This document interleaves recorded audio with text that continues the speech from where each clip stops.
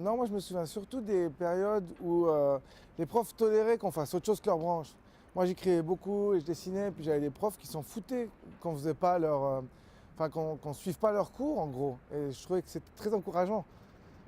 J'avais des profs d'histoire qui me disaient ça va, ça avance ce roman là, ce qu'ils nous laissaient faire, quoi.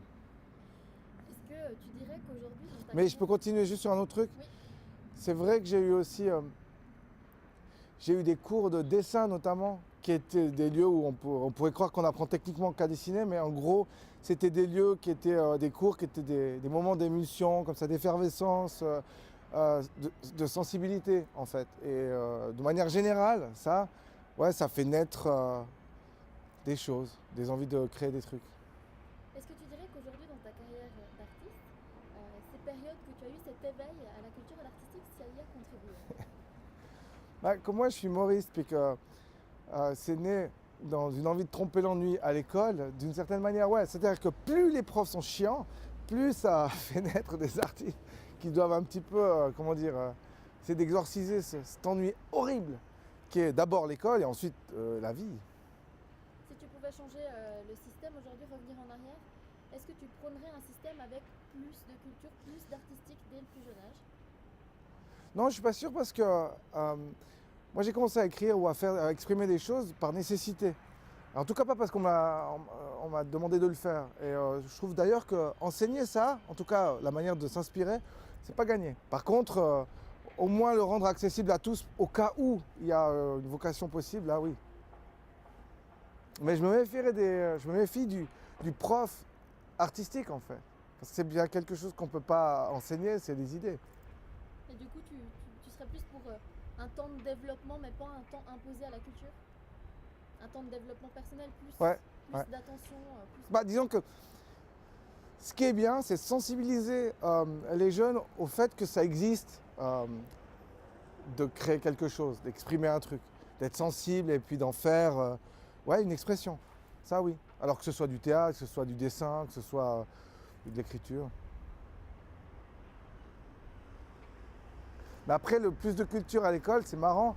Ça fait aussi que tu vas plus de fois au théâtre voir un truc programmé par quelqu'un qui est aussi là pour te dégoûter en fait. C'est comme les lectures obligatoires. Ça peut En fait, produire l'effet inverse. Les lectures imposées par exemple. mais tout dépend du prof. Si le prof il t'initie de la bonne manière, dans le sens qu'il laisse de la place pour te faire ton propre avis et qu'il t'impose pas son avis, ça reste quelque chose de vachement positif. Tandis que s'il t'impose sa façon de penser et puis sa manière de voir la culture, c'est ça qu'il faut pas en fait. C'est ça que tu essayes de dire? En fait, ce qu'il faut surtout, c'est des bons profs. En tout. Et ensuite, l'accès à l'art par eux, se fera mieux. Parce qu'un accès à l'artistique par un mauvais prof, ça peut dégoûter. Mais qu'est-ce que ça veut dire pour toi un bon prof en artistique?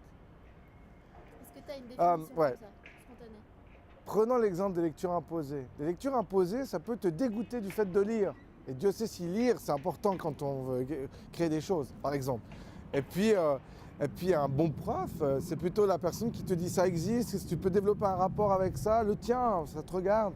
Et puis qui, tout d'un coup, tu t'aperçois que bah, l'art te transforme, te touche, puis que tu peux peut-être en faire. Ouais, En fait, c'est vrai. En fait, moi, j'ai beaucoup voulu faire ce métier parce que je lisais ou je voyais des artistes qui me produisaient un effet sur moi. Je trouvais ça intéressant. Je me disais, tiens, si je pouvais faire ça, je m'épanouirais, je crois. est-ce que tu arrives à nous citer quelqu'un qui t'a touché justement pendant cette période scolaire, puis qui t'a, encore aujourd'hui, tu t'irais faire? Tu peux prendre le temps. Si, si. Ouais, il y a pas mal de profs qui ont laissé une place. J'avais une prof de dessin dans le Cachin notamment qui laissait son environnement devenir un endroit même un peu d'anarchie où les idées elles pouvaient fuser. J'ai aussi un prof d'histoire qui s'appelait Serge Praplan qui lui, mais vraiment, il m'a incité à faire autre chose que de suivre son cours d'histoire parce que voilà, il voyait bien que je faisais quelque chose qui m'intéressait puis que c'était plus important. Et puis des profs comme ça, j'en ai pas mal. Même j'ai même eu des profs de gym qui créaient dans la relation qu'ils avaient avec nous la possibilité d'être sensible en fait. Parce que la sensibilité, c'est ce qui est au principe de l'art au début. Et puis si l'école c'est un endroit où on peut éprouver sa sensibilité, alors c'est gagné. Parfait. Super.